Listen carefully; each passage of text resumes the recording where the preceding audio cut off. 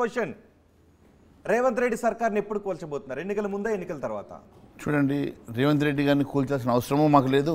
రేవంత్ రెడ్డి గారిని కూలుస్తాము అన్న డైరెక్ట్గా నేను ఈరోజు కూడా చెప్పినటువంటి సందర్భము లేదు. నేను చెప్పినటువంటిది చాలా స్పష్టంగా,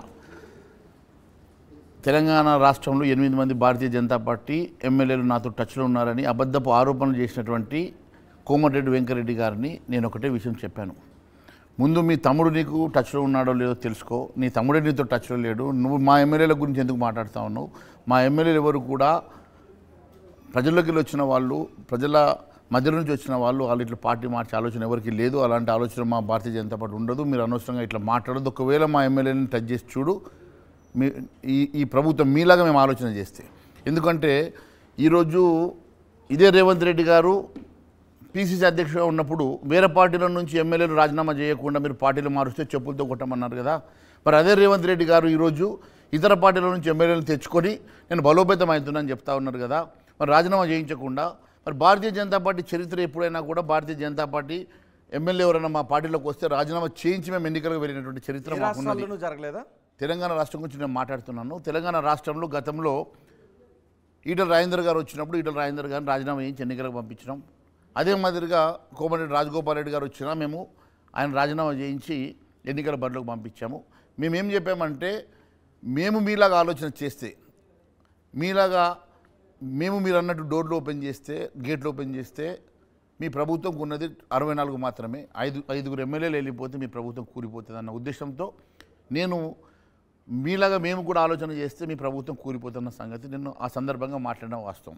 కానీ భారతీయ జనతా పార్టీకి అలాంటి ఆలోచన ఎప్పుడు టచ్ లో ఉన్నారు అని మీరు అన్నారు. 60 మంది ఎమ్మెల్యేల టచ్ లో ఉన్నారు అని ఈటెల రాజేందర్ అన్నారు. ఒకటి, కోమటిరెడ్డి వెంకటరెడ్డి మీ ఎమ్మెల్యేలతో టచ్లో ఉన్నారా? మీ ఎమ్మెల్యేలను లాక్కుంటున్నారు, ట్రై చేస్తున్నారని మీ ఎమ్మెల్యేలు, మీరు శాసనసభాపక్ష నేతగా ఉన్నారుగా, మీకేమైనా ఫిర్యాదు చేశారా? ఇలాంటిది లేదు. వారు ఊరికే మాట్లాడుతూ ఉన్నారు. మా ఎమ్మెల్యేలు ఎవరితో టచ్లో ఉండాల్సిన అవసరం లేదు. మా ఎమ్మెల్యేలు చాలా నిక్కార్సుగా భారతీయ జనతా పార్టీ వెంటే ఉన్నారు. భారతీయ జనతా పార్టీ కోసమే వాళ్ళు పనిచేస్తూ ఉన్నారు. భారతీయ జనతా పార్టీ ఎమ్మెల్యేలు ఎప్పుడు కూడా అలాంటి ఆలోచన చేయరు.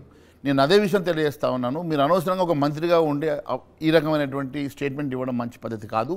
మీరు ఇతర పార్టీల నుంచి ఏ రకంగా అయితే మీరు ఎమ్మెల్యేలని తీసుకుపోయే ప్రయత్నం చేస్తూ ఉన్నారు అప్రజాస్వామికంగా, టీఆర్ఎస్ నుంచి ఎమ్మెల్యేలను తీసుకుంటున్నారు, బీజేపీ నేతలతో టచ్లో ఉన్నారు అని శాసనసభాపక్ష నేతగా మీ ఎమ్మెల్యేలు, మిగిలిన 7 మంది ఎమ్మెల్యేలు మీకు ఏమన్నా ఫిర్యాదు చేశారా? అలాంటిది ఎవరు లేరు. అలాంటి ఆలోచన మీకు అనుమానం ఎక్కడ కలిగింది? అనుమానమే లేదు. వారు ఇచ్చిన స్టేట్మెంట్కి నేను కౌంటర్ ఇచ్చాను.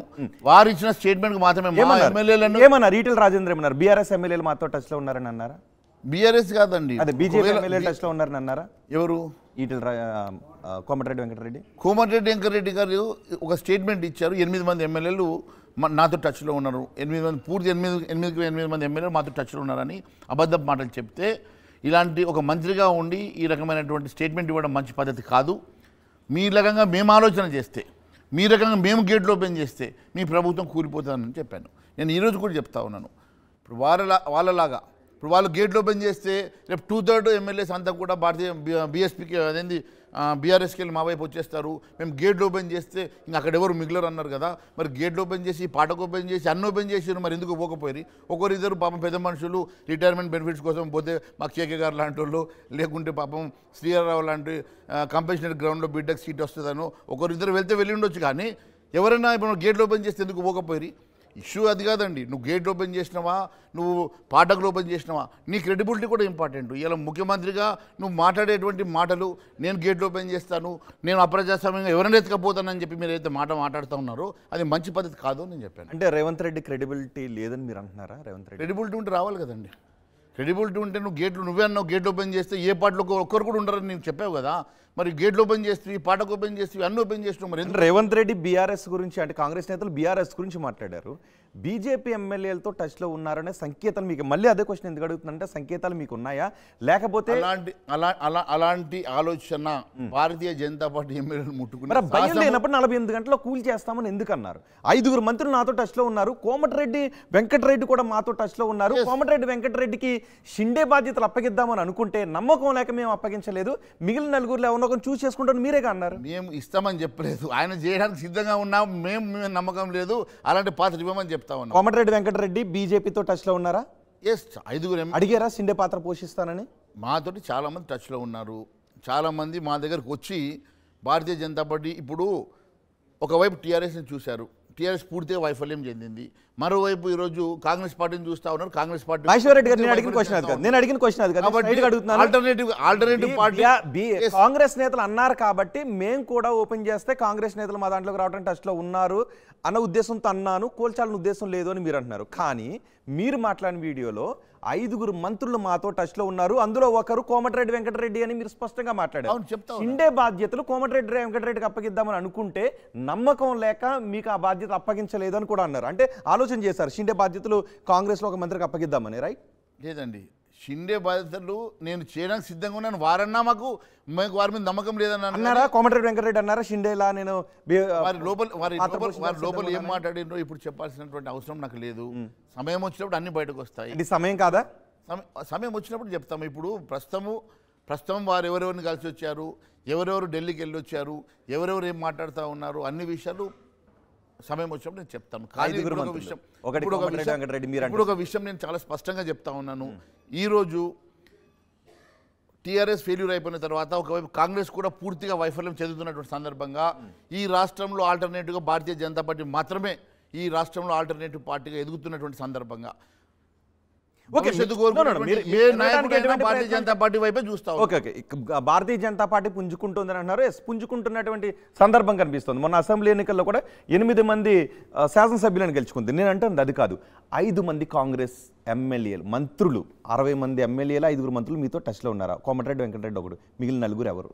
ఇప్పుడు కొంతమంది మా దగ్గరికి వచ్చి నాతో 10 మంది ఎమ్మెల్యేలు ఉన్నారు, నాతో 15 మంది ఎమ్మెల్యేలు ఉన్నారు, అవసరమైతే మేము సమయం వచ్చినప్పుడు నేను మీతో కలుస్తామని ఇప్పుడు మాతో కలుస్తున్నమాట. కాంగ్రెస్ ఎమ్మెల్యేలు ఉంటారు. ఎవరైనా ఇప్పుడు నేను ఎట్లా రివీల్ చేయాలా? ఇప్పుడు ఎవరైనా రివీల్ చేయడానికి సందర్భం కాదు. నేను అనేది ఏంటంటే చాలామంది మంత్రులు, చాలామంది ఎమ్మెల్యేలు ఈరోజు కాంగ్రెస్ పార్టీ భవిష్యత్తు మీద నమ్మకం లేని వాళ్ళు, రేపు భవిష్యత్తు భారతీయ జనతా పార్టీతో మా భవిష్యత్తు బాగుంటుంది అనుకున్న వాళ్ళు ఖచ్చితంగా మాతో టచ్లోకి వస్తారు. కానీ భారతీయ జనతా పార్టీ 65 మంది ఎమ్మెల్యేలు, కానీ 64 మంది ఎమ్మెల్యేలు ఉన్నారు. ఎందుకు కాంగ్రెస్ లో వాళ్ళు భవిష్యత్తు బాగాలేదని అనుకుంటున్నారని మీరు అనుకుంటున్నారు? సార్, ఈరోజు పూర్తిగా కాంగ్రెస్ పార్టీ వైఫల్యం చెందుతున్న సందర్భం సార్. నేను ఒకటే చెప్తా ఉన్నాను, వారు డిసెంబర్ 9వ తారీఖు కల్లా మేము ఇచ్చిన హామీలు నెరవేరుస్తామని వారే చెప్పారు. వారి షెడ్యూల్ ఇచ్చారు. మేము జాబ్ నోటిఫికేషన్ దగ్గర నుంచి ఈరోజు రుణమాఫీ దగ్గర నుంచి ఓకే వాళ్ళు ఏం చేస్తారు, పాలన ఏ విధంగా సాగుతుంది దాని గురించి మాట్లాడదాం. నేను అన్నది కాంగ్రెస్ గవర్నమెంట్ ఏర్పడినప్పటి నుంచి, రేవంత్ సర్కార్ ఏర్పడినప్పటి నుంచి బీజేపీ నేతలు కావచ్చు, బీఆర్ఎస్ నేతలు కావచ్చు, తుమ్మితే ఊడిపోయే ముక్కు అనో కూలిపోయే ప్రభుత్వం చేస్తూనే ఉన్నారు. బీజేపీ నేతలు కూడా మొదటి నుంచి చేస్తున్నారు. అంటే ఈరోజు వచ్చింది కాదు. సో సందర్భానుసారం ప్రతి సందర్భంలో వస్తుంది. ఇప్పుడు ఎన్నికల ముందు మీరు అది చేశారు. చూడండి, 2 అంశాలు నేను చెప్తా ఉన్నాను. అంటే ప్రయత్నం చేస్తున్నారు బీజేపీ బీఆర్ఎస్ మళ్ళీ నేను ఏం చెప్తా ఉన్నానంటే, ఎప్పుడైనా కూడా నాయకత్వంలో ఒక లీడర్షిప్, ఆ లీడర్షిప్ మీద నమ్మకం ఉన్నప్పుడు 60 మంది ఎమ్మెల్యేలు ఉన్నా ఆ లీడర్షిప్ పటిష్టంగా ముందుకెళ్తుంది. ఇప్పుడు 64 మంది ఉన్నా కూడా ఎందుకు ఇన్సెక్యూరిటీగా వాళ్ళు భావిస్తూ ఉన్నారు కాంగ్రెస్ పార్టీలో అనేది?